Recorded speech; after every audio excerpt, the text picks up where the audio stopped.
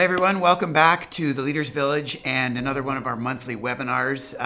Throughout the kind of launch of this ministry, I've been excited to come alongside local church leaders with practitioner level support. You know, up close and personal, real-time support for our ministry challenges. And I say that because today is probably the best offering that we've been able to contribute so far through a couple buddies of mine that are trying to do just that. So I want to introduce you to a teammate, Tom Loewen, as well as a friend of ours who's been behind the camera of these webinars up till now, another friend, Unruh. Hi guys, how you doing? Yeah, great.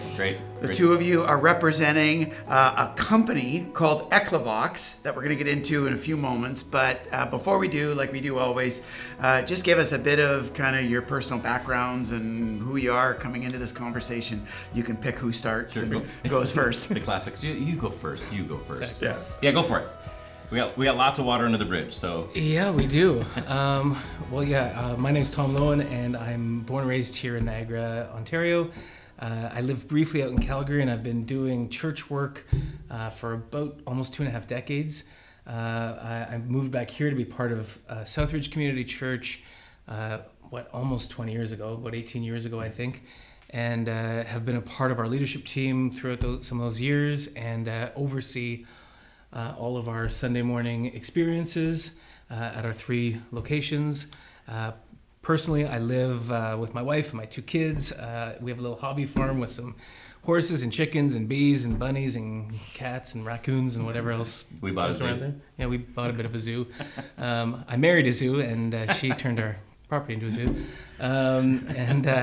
Our life is good. We are, my wife and I are musicians as well. We have a band locally that plays around, and we like to have a lot of fun and do a lot of different things. And it's great to be able to do this kind of stuff as well. A music guy turned church leader. Yeah, it's the only time that's ever happened. Yeah.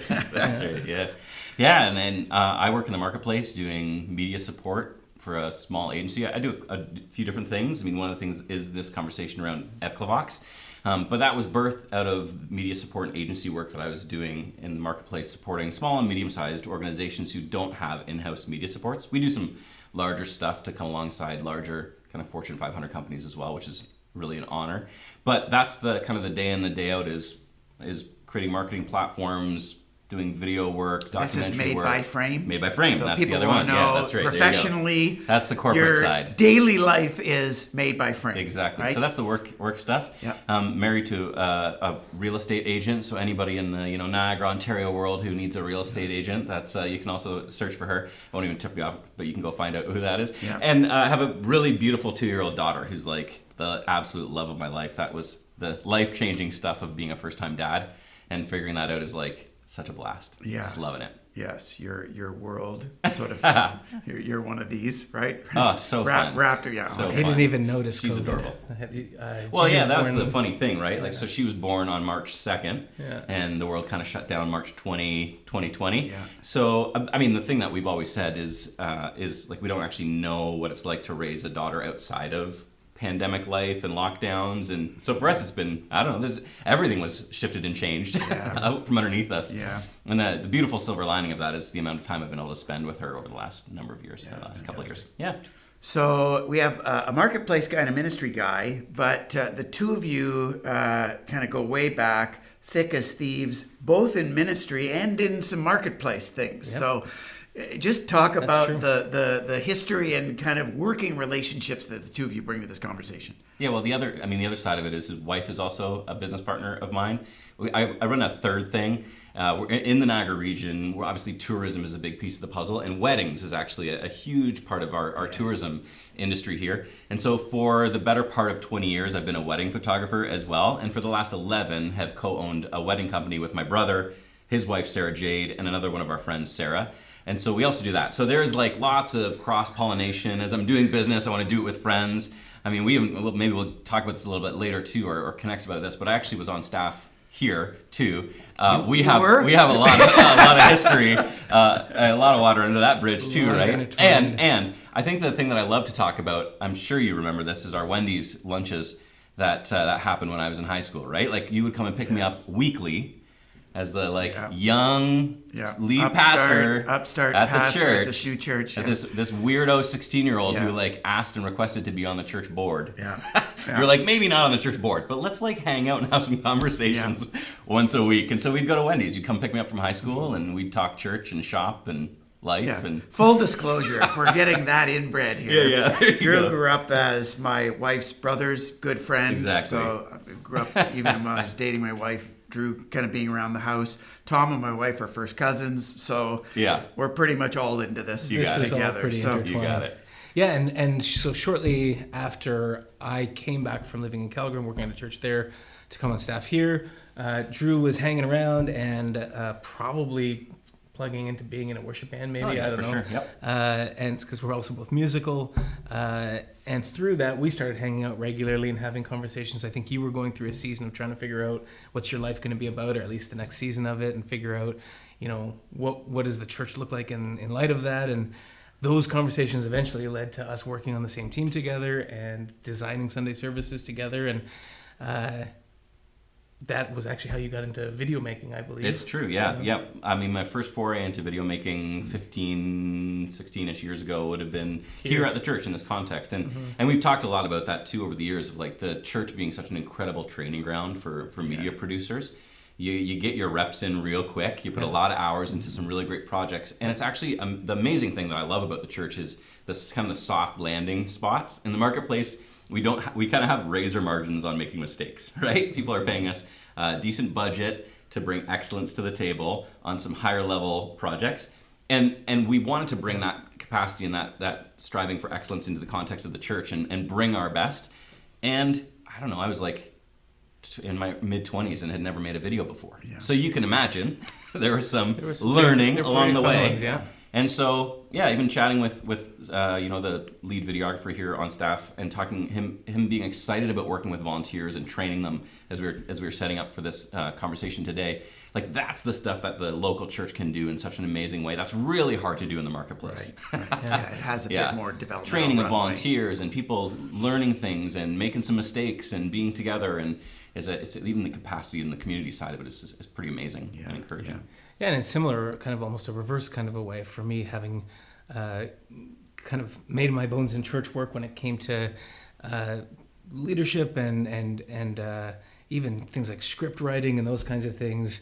When Drew ended up later on being more in the marketplace, he would have pulled me in on projects to say, hey, I think you could actually help out over here. And that would have been at first a little bit of an overwhelming step in, and then discovering, actually there is some pretty cool stuff that we can do. So we've been able to partner with some unbelievably massive projects. And not even how much we can talk about them, but I mean the I'm always reminded I can say a major pharmaceutical company. That's the language I'm supposed to use in public forays. So the number one pharmaceutical company in the world has worked with us for the better part of a decade. Yeah. And Tom's involved in crafting some really incredible communications for them. And we do video work for them, and it's producing some really great content for them. And I mean, the stories that are coming out of this organization as it relates to cancer treatment is really quite incredible and inspiring.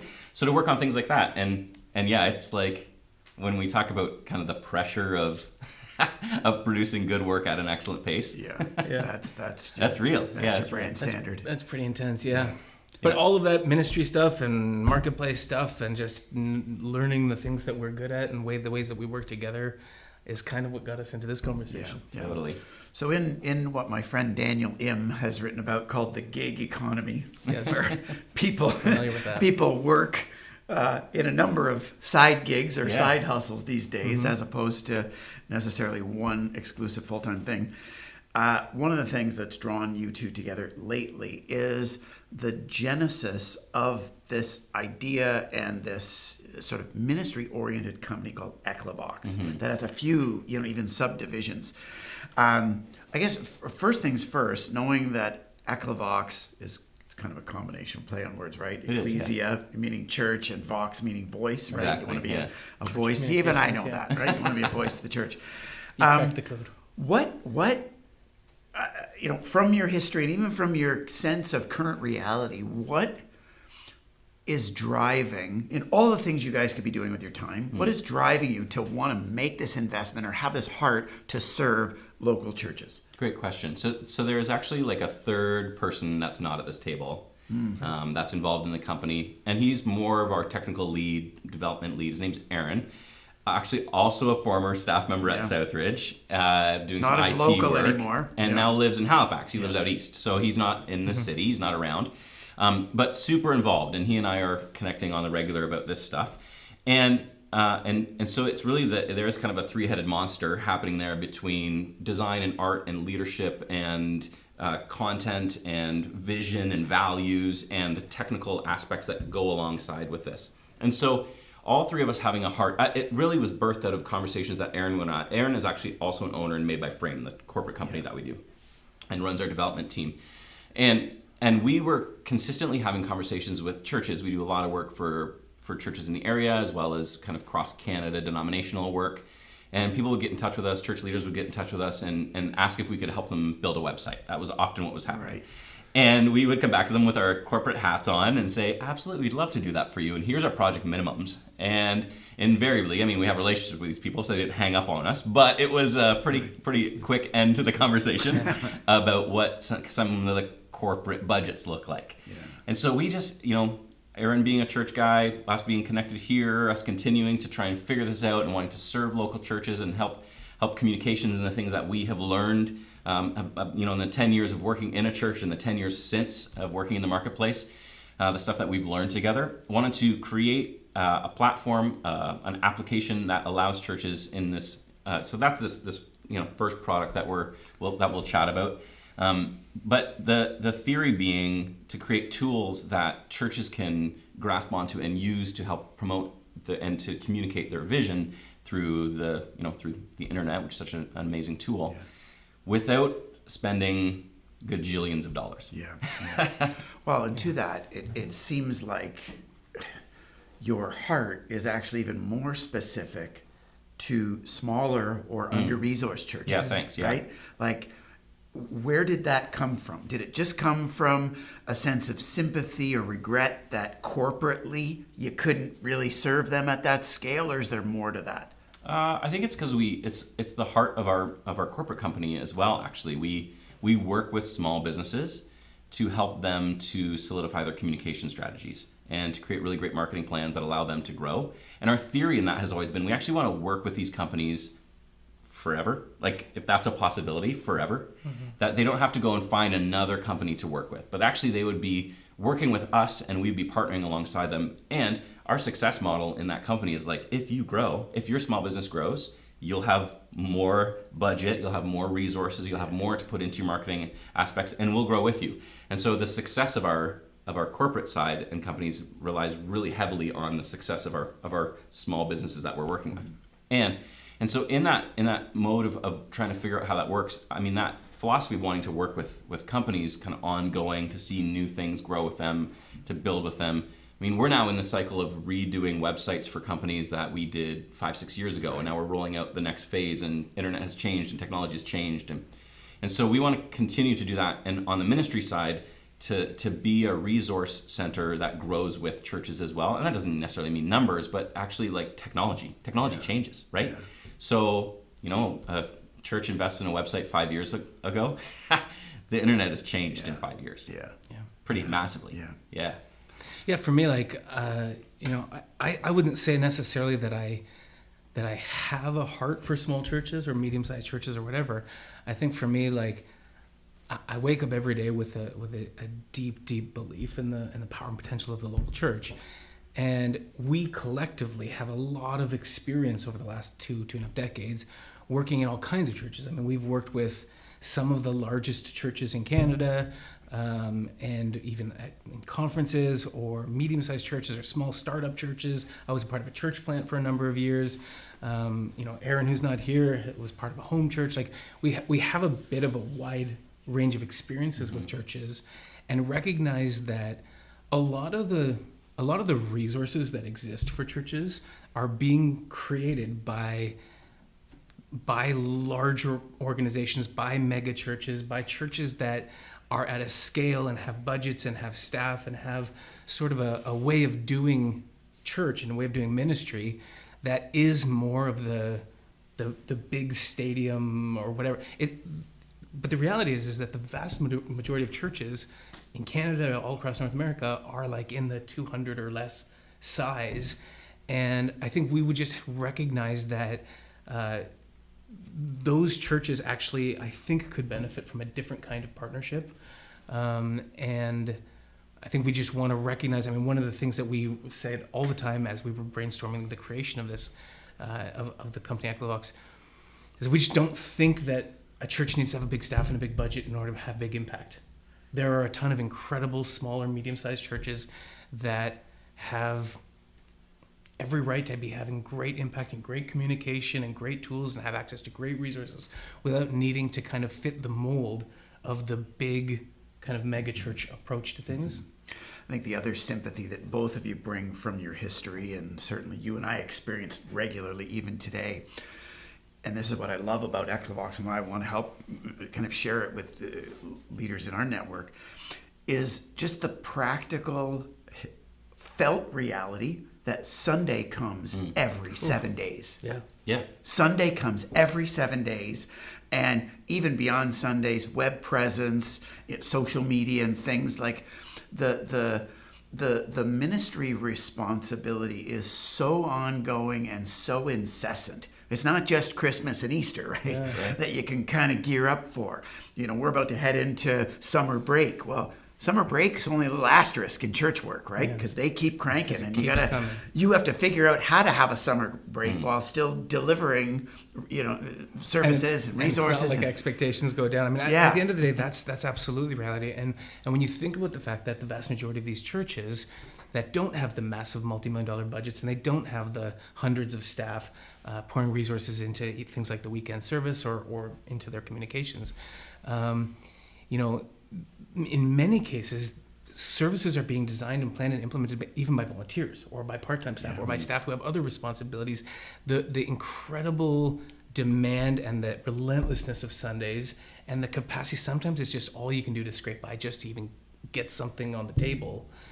And again, as we've talked about what we want to be, more than just being able to create some resources you could have and use, we've sort of imagined ourselves as almost, I'd want churches who work with us to feel like they actually added us to their team and had partners in ministry, not that, almost like bonus staff, right? That's kind of the idea. Yeah. That's the feel that we want people who work with us to have. And so just walk us through, when we talk about Ekklevox and this company, each of you actually are kind of sub-champions for different almost divisions of this. So each of you give your shtick for what your division, and we'll dig into both of these as will guide the rest of our conversation, but what both of these pieces of Ekklevox serve to do. Yeah, sure. Yeah, I could even imagine the divisions being split up in a way that actually creates additional products within each of the divisions that we're talking about. So for sure, there are a couple of products. We would term them products that each one of us would be championing as we're moving forward.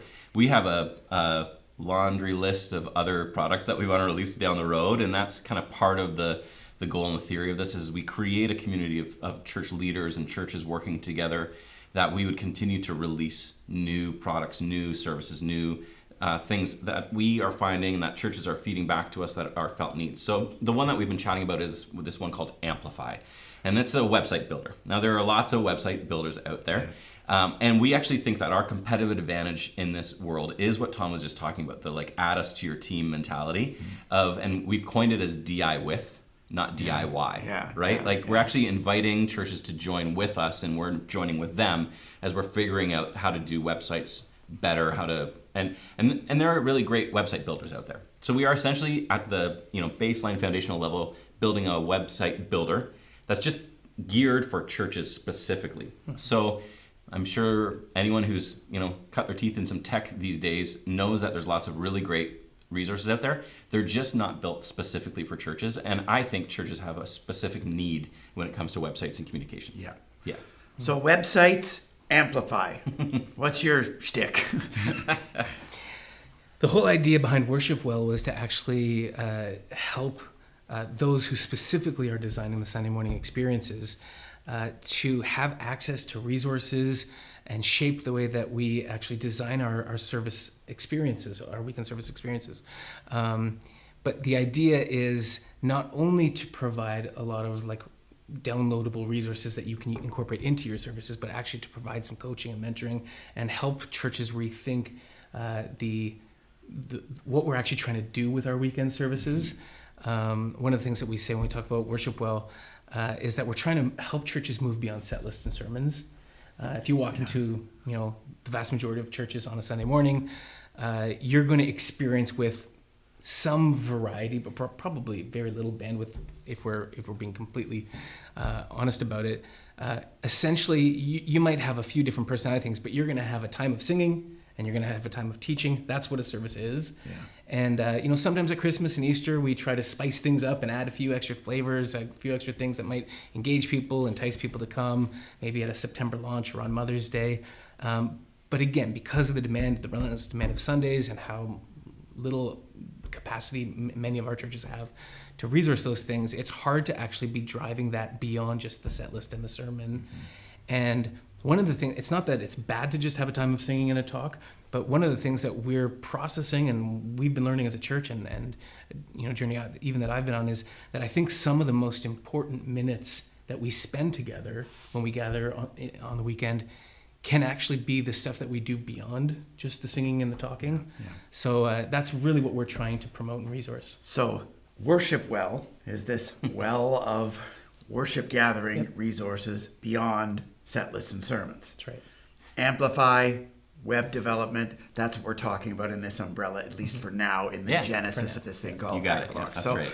So let's camp out on the website thing because you've kind of walked us through even the almost the founder's narrative of the thinking, especially with you and Aaron, about where this would come from. Your heart for these small churches that would love a web presence, would love a sharper, more updated web presence. Yep. They're outside of the range of corporate scope of budgeting, whatever. So you're bringing this heart to DI with a local church. Let's start at the very beginning then and just kind of walk us through, for leaders who are tracking with this, like for a church, what does a website do?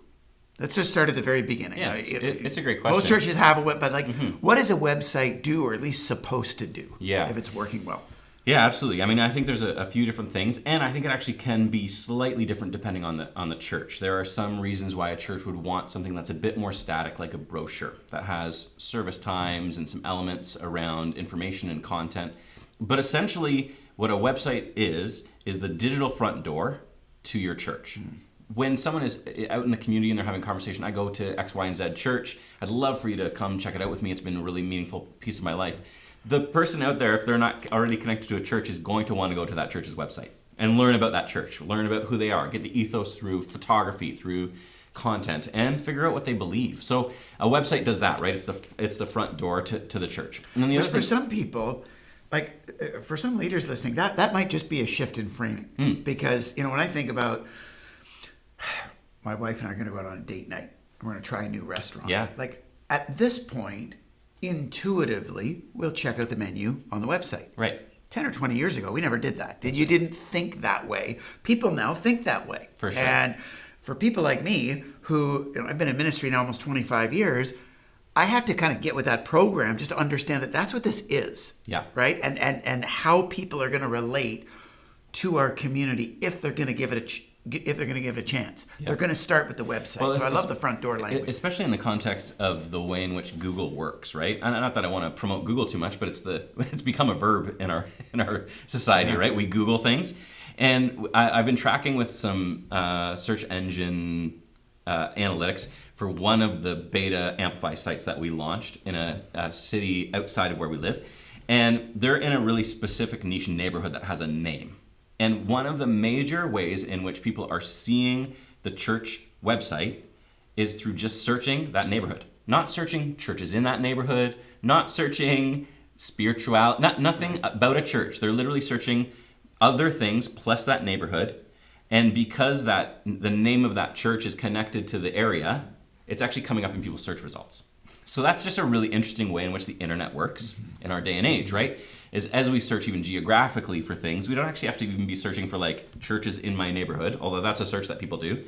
It actually can just be stores, can be the neighborhood name that you live in or around, the city that you're in, the town that you're in, and your information will come up for people. And so, is your website actively and proactively representing who you are in that community for people? So that's that front door piece of the puzzle, right? Like, is that actually working well? Yeah.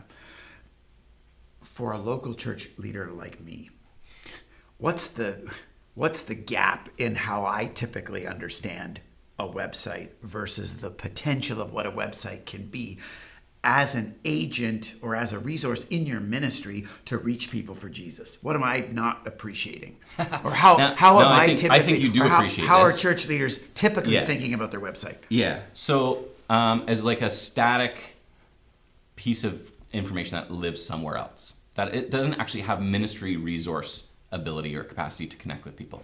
And a website really does do that, right? Like I've been talking for 20 years about, and it started 20 years ago in the shift of social media, of how we are continuing to move our, even not just who we are, what we believe about ourselves, the things that we're learning and how we represent ourselves online, into the internet more, right? Online is actually part of who we are. It's part of the ethos that makes us up. I love sharing photos of my daughter online, and that's partially actually because I get a bit of an ego boost from people saying she's really cute, right? So that's a piece of the puzzle. And as we do that with the rest of our social medias, we do that with our websites, as if a church could take that and realize that it's actually about connecting with community.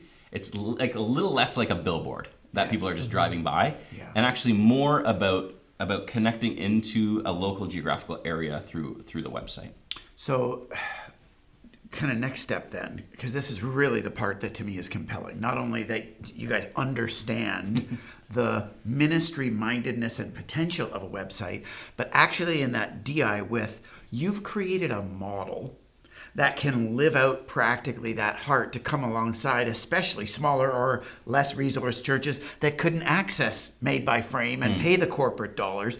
Talk practically about how you're imagining and starting to now beta test just the ministry model of how Amplify works in developing and maintaining a website for a local church or a smaller ministry. It's a great question. And so I don't want this to get like overly too tech nerdy, but I do want to talk about like one specific module. So we've talked about releasing what we've called, so one of the things about Amplify is it is template based. That's the idea, is actually it's about creating rails and resources for churches that you don't have to like completely reinvent the whole wheel. So included in that is actually Tom crafting language and having that, read over around like website language for churches. So you don't actually even have to write the language yourself. We've created templated language, templated designs, templated modules. One of the ways you're saving money, church leaders, one of the ways you're saving money is by offering a half dozen or so template options to choose from. That's right. As opposed to starting the process from scratch every time. That's exactly right. And not just in look, but actually with content, and content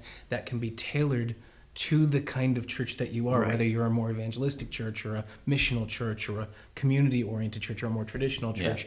You actually don't just start with colors and a shape, but actual real content and a structure. So in the competitive advantage of it all, that's a big piece of the puzzle. That it's not just a website builder; it's actually also content, and people can take that content. It's open source. You can edit it. You can do as little as like put your own church name in there and post it. You can completely re-edit it. You can burn it down and start over with a whole different paragraph if you want to do that and you have the time to do that and you're interested in doing that.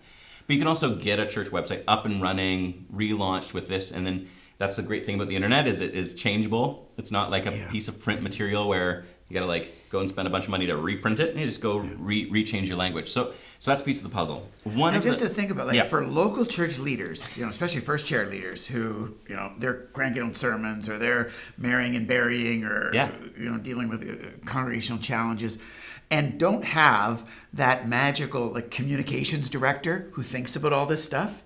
Like there really is practically a DI with here to provide some options of, hey, what kind of church are you trying to be here's kind of the basic template. How would you like to work with us and customize that? That's right. And really expedite the process to get something off the ground that's good. Totally. So that would be a huge piece of the puzzle. So one module that I want to touch on, because I think you talked about integrating. One of the questions you were asking was, how do you integrate the current processes and internet, and how does it work with a website? Yeah. So often websites are like just another tool in the communications toolbox, right? So I have social media and I have print campaigns, sometimes billboards, sometimes business cards, right? Those things that we print and we give to people.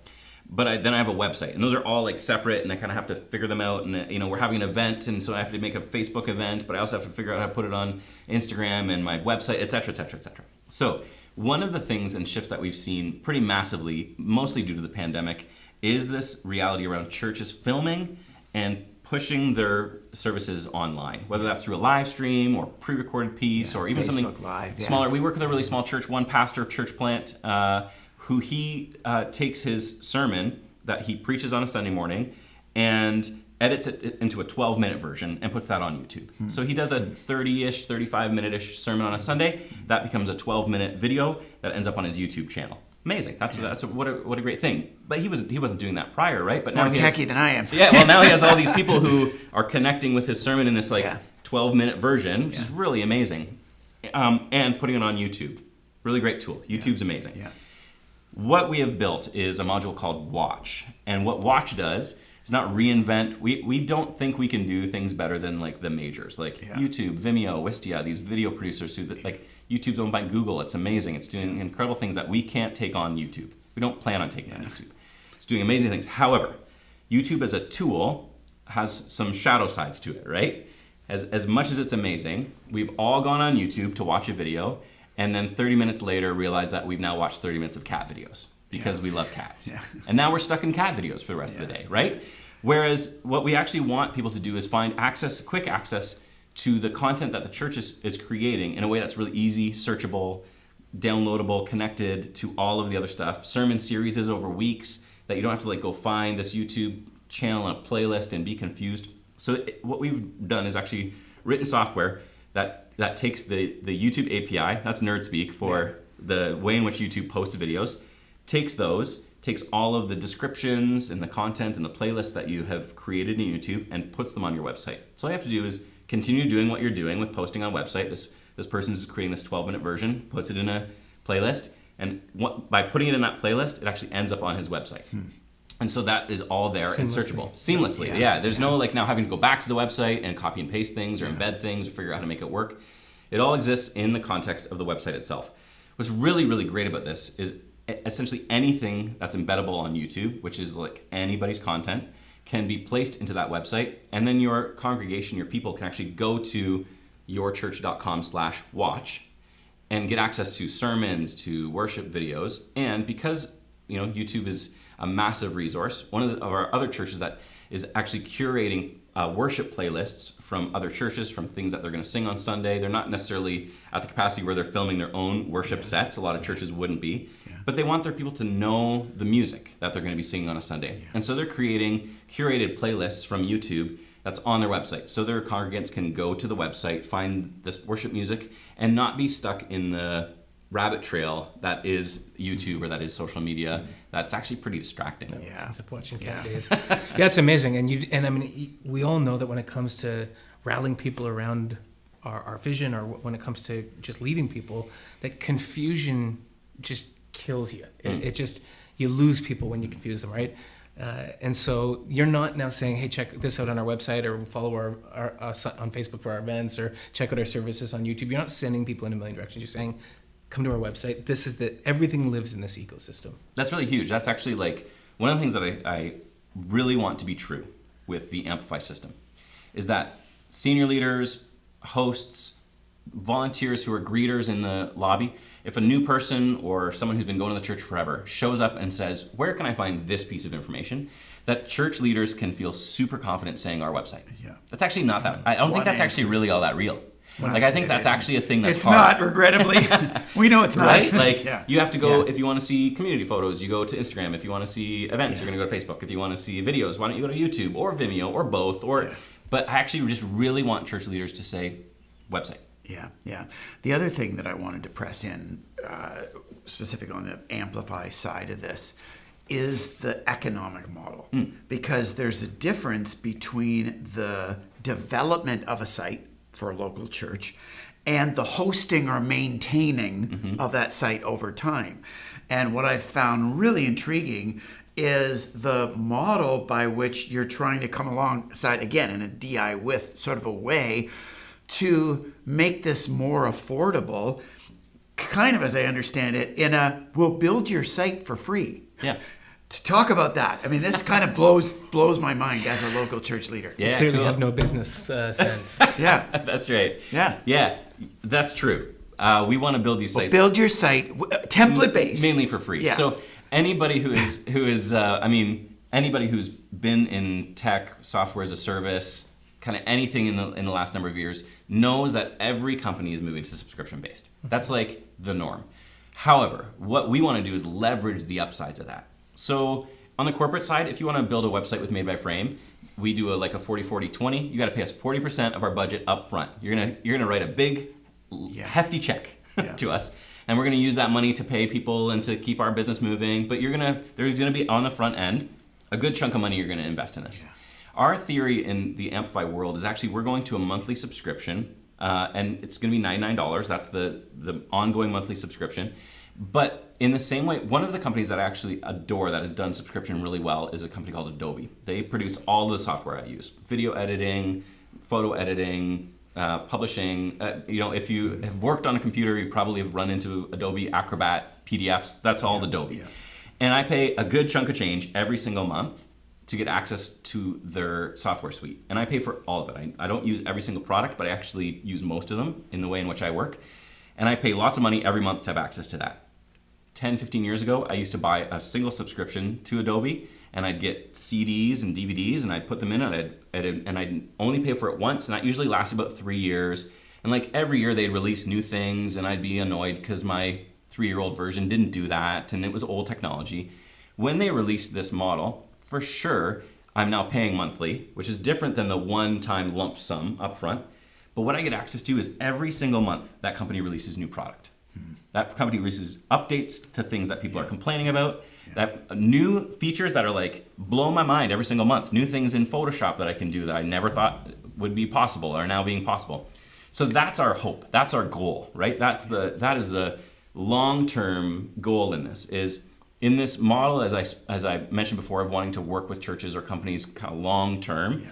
We want to do that, and we want to keep releasing new resources, new features in a long-term version. And so the subscription-based model, that's the theory. Yeah, so unless people sort of think that what we're trying to do is give you a website and then make you pay for it forever. The other thing, other than we want to actually make your website for free, the other probably shocking thing we would want to say to people is, this is the last website you'll ever get. And that's never been true for people before. Yeah. Because previously it was always how long will this last? We're going to pay a boatload of money, and it's going to last us maybe 3 to 5 years, and then we're going to have to do that again. Yeah. This is going to continue to grow with the internet. Yeah. It's going to continue to get updated, evolved. Yeah. Your website will continue to grow with your church and with culture, and it will continue to be a cutting-edge website as long as you... You can log in anytime you like, but you can never leave. Right? Yeah. Well, and the Hotel California website. California. Yeah. And just to make our lead developer Aaron cry a few tears, I'm already working on version 2.0 of our Watch module. Yeah. We have launched Watch for a few beta churches. We're in a beta process with a bunch of churches. They're using it. It's working. It's great. And we're getting feedback that's oh, I wish it did this, or I wish it did that, which is actually... There's probably a full rebuild that I want to do. And that's kind of my mentality. Yeah. I'm not really a set it and forget it kind of person. It's not really how I work. And so that's even that. So we'll keep relaunching as churches are feeding back on the modules that we're releasing, plus new features. We're going to keep relaunching. We're hungry to keep this getting better and making it better and better with the feedback that's coming from our community. Practical question: what about troubleshooting? Yeah, it's DI problem. It's DI with. So even small little things. I got an email from a church member who's part of our beta program that was launching they do a weekly newsletter, and our system allows you to do it they launched it on a Thursday. She was doing the work on a Monday, and went to the back end of the website and was like, it's actually, I can see it. I don't know why I can see it. I put it, all the dates are correct. And with a quick email, I was able to just check out their system and see that she was still logged in. And our system actually wants to show you all the information if you're still logged in. And so it was telling her that it's going to go live on Thursday, but she was seeing it on the website. And she's wonderfully working hard to be tech savvy, but not maybe to my level. Yeah. And so with that little bit of just a quick email to me, and that's really what we want to do, is actually we want you to have access to us. Like really easy, simple access to us. And so even from a staffing up standpoint of Ekklevox, that's our goal, is we want to live into the values of DI with, and that you'll actually have a human connection. So on the Amplify side, is there unique contact information, or is it all part of Ecclevox, Ekklevox.com, find Ekklevox on social media, and I can find then the Amplify website development side of this? That's right. Okay. Okay. Yep. And my email is like out in the world. Feel free to email. I mean, you can Google my name and find all of my contact information. But Drew@Ekklevox.com is really a super simple way to get in contact with me. Perfect. Okay, so let's shift gears and talk about the worship well side of this. Yes. Similar, but a bit different. I guess at the beginning, like, talk about where the name came from and what your understanding of what it means for a church to worship well. Because it's not just a play on words, right? It's a bit of a double entendre. The name, of course, we imagine this as being a well of worship resources for churches, but it's also a way of helping churches think about how to worship well. And as I was kind of getting into before, I think a lot of times we can get easily stuck in ruts, or we just work with what we've got, and what we do and what we always do is what we've access to resources for is kind of singing and the preaching. But we really believe that we can actually leverage the weekend service to do so much more than that, to engage people in a discipleship kind of a way for following Jesus. And we want to leverage creativity and pastoring and just a real heart to see people be able to even experientially learn to follow Jesus in their day-to-day lives. And so a lot of the experiences that we create, it's not just about creating like pizzazz or creating like fun ideas that are really a cool kind of a neat bumper or something, that makes the service a bit more exciting. It's actually about helping churches think about how to guide people into more experiential discipleship through these experiences. Yeah, you're not just coming at a framework of a large group gathering that is trying to beef up the entertainment value of an attender, the person whose butt is in a seat, and you want to take singing and sermon and add some spice to that. You actually are viewing this as a set of resources that can help more comprehensively disciple these people in the way of Jesus. Absolutely. And that's different than just adding pizzazz to the basic building blocks of Setlists and sermons. Right, and so that's why this is, while it is a well of resources that you can access, and it is stuff you can go and find and download, and kind of like how we were talking about with the website, it's sort of a DIY with kind of thing. You can access resources that are ready to go, and you can access them and have everything you need to implement this Sunday. Or you can actually customize and personalize, and there's ways to think about that. But it's not just about adding, this entertaining content to the services. It's actually about engaging in a community that's learning to think about worshiping well, to worshiping differently and worshiping more meaningfully, and guiding people into these kinds of experiences. So give me a couple examples of what these resources are like. Before you get into practice, I just got to say one extra thing about this. In the mode of sermons and set lists and this third thing, right? Worship well, adding this third thing. Yeah. One of the things that gets me excited about it is the active nature of these. That where if a sermon is mostly passive, there's a person up there that you're passively sitting and watching, and singing together would be in the middle of active. It's not fully passive, but it's not actually fully active either. I don't really connect necessarily with the people outside of the couple that are around me. Yeah. And you're singing and you're participating, but it's like middle ground. Yeah. These are like the active portions of the service, right? Interacting with each other, talking with each other, getting people to stand up and so I know you're going to talk about this more practically, but that's actually a big piece of the puzzle that excites me about these ideas, is how do we actually move people towards less passive Sunday morning It's not experience. the propagation of one-directional presentation. Right. Yeah. Yeah. So you wanted some examples. I mean, one of the things that we have journeyed through and learned, one of the things that's been part of my own process in leading designing services for churches over the last couple of decades is, we've gone through different eras as a church, even in my own lifetime, where we've seen the church experience I grew up in was really centered around kind of being a classroom environment. It was really about learning. And I don't know if everyone kind of had a similar kind of experience, but it was very much about theology and content and learning this, and even the worship components, the singing components, were really just about getting you ready for the content. Yeah. But there was this sort of the softening for the learning, right? And so just the environment I grew up in, it led you to have a very academic or intellectual or philosophical kind of approach to faith. More recently, as I was kind of becoming an adult, and there was sort of a change in what we called, I guess, the worship scene. The worship wars of the 90s. That gave way to some really beautiful stuff and some amazing content and some great songs. But churches have increasingly shifted even, or at least maybe added or shifted towards, in some ways, more of a concert event, where a lot of times people go and it feels like you're at a U2 show or a Coldplay concert, and except it's got this obviously Jesus-centered worship component. And again, I'm not down on any of these kinds of things, but those are the kinds of things that we've created an appetite for. And what most people would say they go to the church for, other than to maybe see their friends, is I go because I like the music, or I go because I like the teaching, or we leave our churches for those same reasons. Yeah.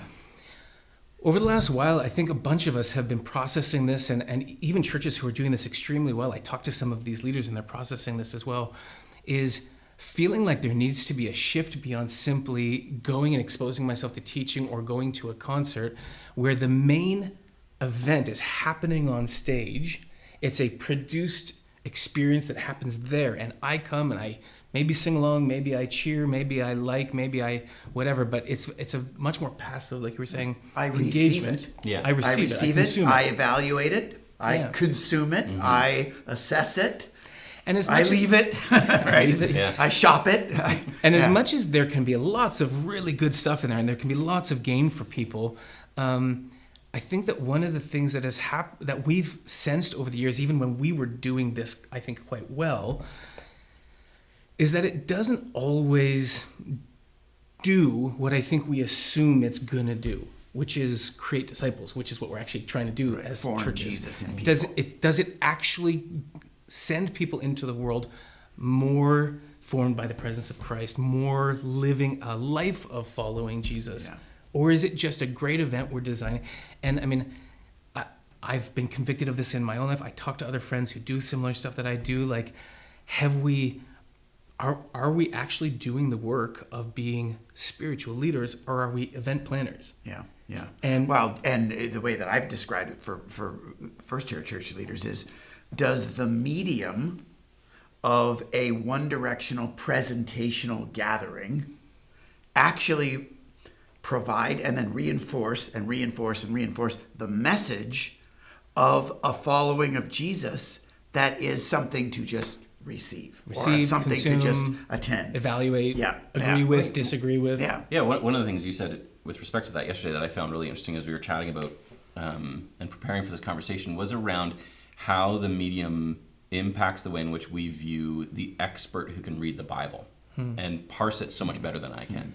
And so it's actually, I go to a church on a Sunday morning because I can't read the Bible and understand it like senior pastor leader person.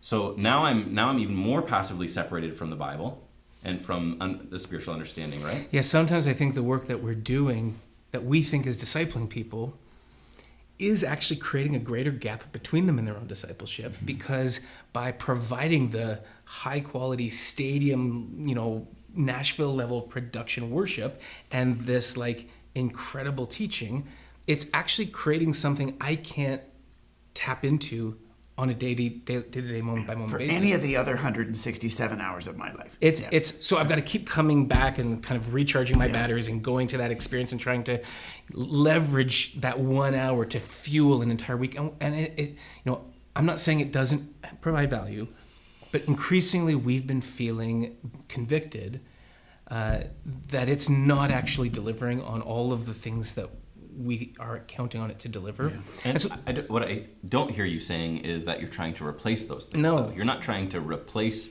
teaching in that way, right? There's actually some great value in someone having their time cleared as a pastor to spend 20, 30 hours prepping a sermon for that weekend service that can teach me something amazing that I hadn't been processing myself. That's actually amazing. For sure. Yeah. And yet, if we don't take it a step beyond a classroom or a concert, Right. am I actually learning how to do this, how to be a Jesus follower? And so, I mean, the language we didn't come up with this, but in our church context that we use is we're trying to imagine our weekend services as a spiritual gymnasium. Not just a classroom, not just a concert, but like if I want to get fit, I go to the gym and I've got a personal coach who's not talking to me about fitness and not singing a bunch of songs about fitness, but is actually coaching me in learning how to do things that get me fit.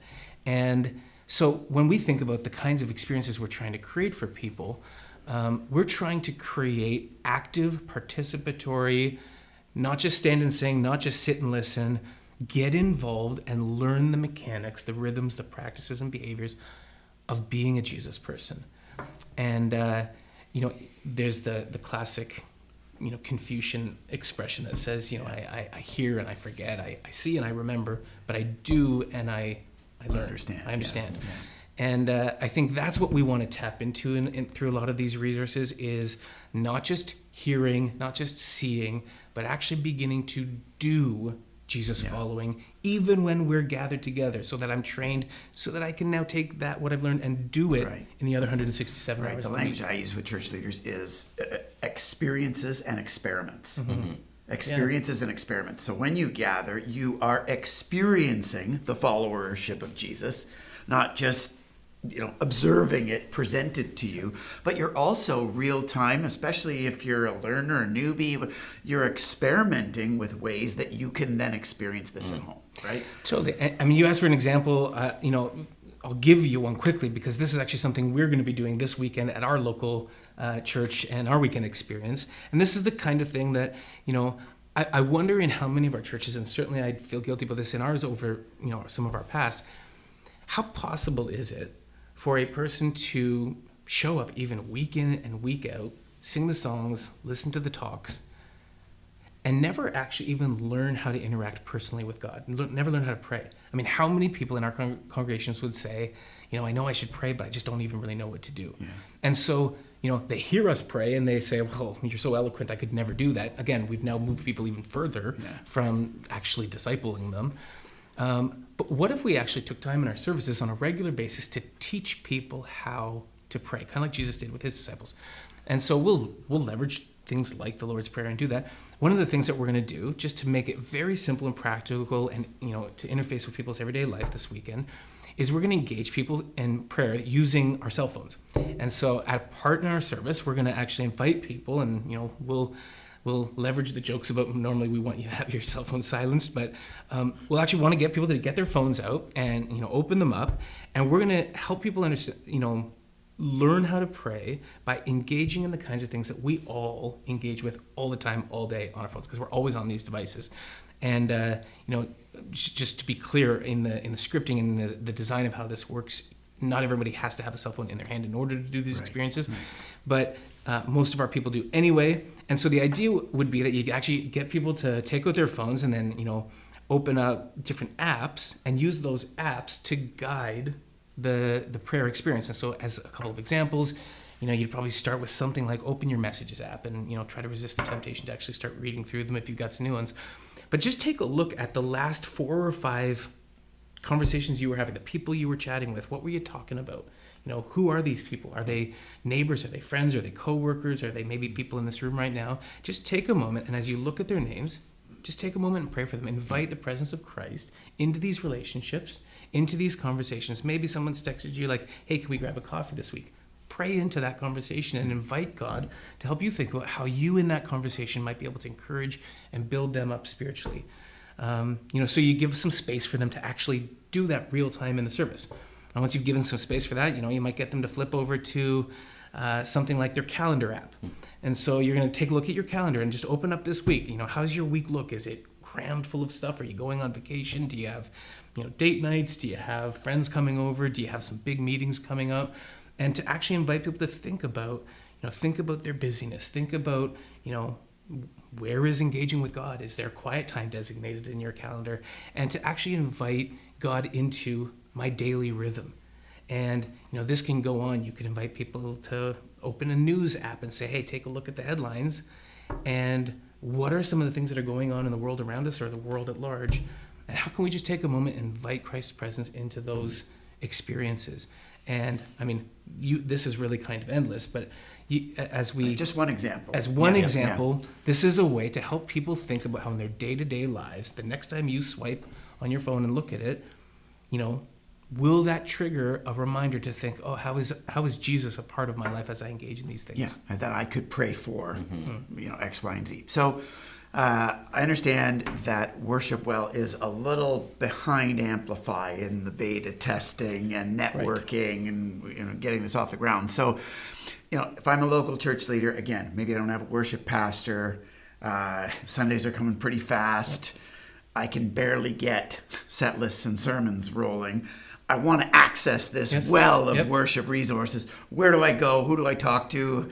How can I start tapping into that? Right. So we're going to roll out Amplify first, and once that's up and running, we're gonna get Worship Well going pretty quickly after that. We've got some of the back end already kind of ready to go, but in the meantime, I've already begun, even through Leaders Village, connecting with some church leaders about these conversations, and I would be happy to connect with you. Again, you can just email tom@ekklevox.com, or you can just reach out to Leaders Village. Jeff and I work within a few feet of each other, and so we, he can connect you to me, and I would love to just connect with you personally. Because again, this isn't just about making resources available for you to buy. It's actually about making a connection so that we can be part of a community that's thinking through this stuff together. And I would be happy not only to meet with you or meet with your team, by Zoom or whatever, but would love to even begin to throw some resources at you for free, just to start the process and get you thinking about some of these experiences and how they could look in your own context. And even more preliminarily, I know that whether it was the Cross Canada tour that I just completed with the Global Leadership Network, or people who've accessed the book and read the chapter on spiritual gymnasium, that's kind of taking people for a loop and wondering, whoa, I never understood a large group gathering could function for that purpose. I'd like to know more. So they're not even yet at the accessing the resources place. They just want to kind of get their head around that vision or paradigm of what a gathering could be. And I know that you've had a number of consultations kind of coast to coast with church leaders or worship pastors or whatever that are trying to rethink Sundays and that gathering. And you and your team would be available for that as well. Totally available for that. They've been great conversations, and there's a lot of amazing church leaders out there who are feeling, I think, a pull in this direction, and I'm excited to be part of that conversation. Yeah. I mean, to me, you guys and what you're trying to do so beats with the heart of the Leaders Village, to come alongside local church practitioners in these up close and personal, real-time kind of ways. So appreciate you guys being here. I feel like as we wrap up, maybe to your own personal camera here, just give your final kind of invite or vision cast for what DI with Ekklevox can be for them in the years to come. Yeah, we're looking to grow a community of people who are excited about using technology to reach their communities. That's a piece of the puzzle for us. And so for sure, that's the Amplify side of things, is ways in which your website can leverage your communication qualities. And we know, Jeff, I know you experience this and feel this yourself, that pastors didn't join a church or go into ministry to be web designers.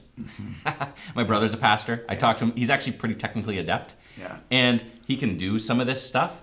And he didn't become a pastor to do this stuff, right? So even those who are actually good at it didn't become a pastor to worry about creating websites. Yeah. And so we want to come alongside and leverage technology to help pastors do ministry better. Yeah, awesome. And I just would want to say that as somebody who's, not just, building a company or creating resources sort of in some ivory tower, as somebody who has been at this work week in and week out for, again, close to 2.5 decades, I get it. And I know that whenever you're watching this, there's a Sunday coming for you, and it's intense. And I just, having been through this and having some stuff to share, we don't have all of the answers. We're not going to fix everything for you, but I definitely want you to know that we're here for you, and that we really want to support you in what God is doing uniquely in your church. And keep going. I know it's hard, but we love you, and it's totally worth it. There's just nothing like a weekend service where we are engaging with Jesus and what the Holy Spirit can do in and among us when we kind of are all in and taking that, bringing our whole hearts to that. And we just want to support you in that. Guys, thanks so much for being here and sharing your heart and passion and the resources that you're pulling together thanks for the to opportunity. make available. I'm thrilled to share it with our network, and to all of you who've joined in again this month. Thanks for tracking with us. We're going to take 2 months off and just enjoy a summer break. I hope that you can enjoy a bit of a summer break as well. And we're going to reload for September when it comes to our monthly webinars. So look to our website, leadersvillage.ca, to find out what's coming down the pike in the fall. But until then, have a great summer. We're excited to continue to partner with you as we're finding our way together. So take care, everybody.